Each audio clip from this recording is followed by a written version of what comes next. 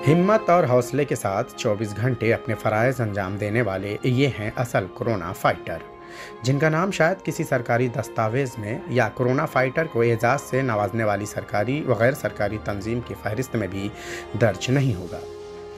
लेकिन हम आज आपको न सिर्फ इनका तारुफ कराएंगे, बल्कि मौजूदा सूरत हाल में अपनी जान की बाजी लगाने वाले इन असल कोरोना फाइटर के फ़राइज़ और इनकी हकीकत से आपको रोशनास भी कराएंगे। नाजरीन, ईटीवी भारत में आपका इस्तकबाल है। मैं हूं शाहिद अंसारी और आज मैं आपको मुंबई के बड़ा कब्रिस्तान ले चलता हूं, जहां पर कोरोना से होने वाली अमवात की तदफीन होती है, जहां मौजूद हैं कोरोना के असल फाइटर। जनूबी मुंबई के मरीन लाइन्स में वसीओरीज इलाके में फैला ये बड़ा कब्रिस्तान है। मुंबई में कोरोना के सबब होने वाली अमवात की तदफीन इसी कब्रिस्तान में होती है।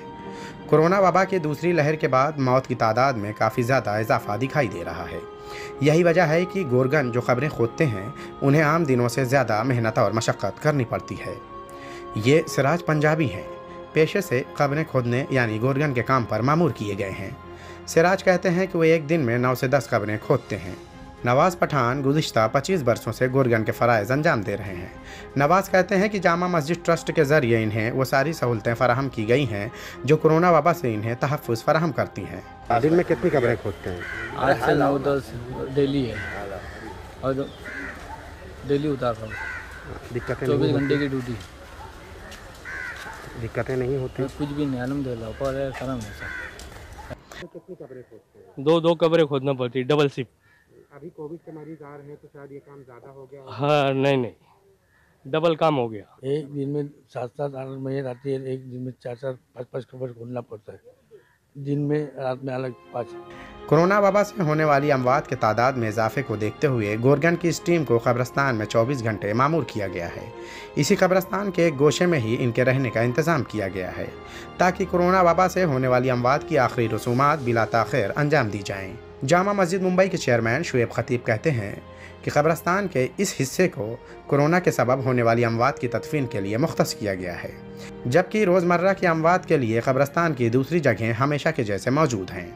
हालात को मद्देनज़र रखते हुए कब्रिस्तान में आवाम को ज़्यादा देर तक रुकने की इजाज़त नहीं दी गई। देखिए, जो है जुम्मा मस्जिद और बॉम्बे ट्रस्ट के मैनेज में ये कब्रिस्तान आता है। हमारे पास इस वक्त जो है वो 14 से 18 लोगों की हमने कब्र गोर खोदों की टीम बनाई है, जिसको हमने फ़िलहाल जो है 24 आवर्स के लिए एक्टिव कर दिया है, क्योंकि हालात यहाँ पर दूसरे कब्रिस्तान के बनिस्बत अमवात का यहाँ आना, मैयतों का यहाँ आना ज़्यादा है।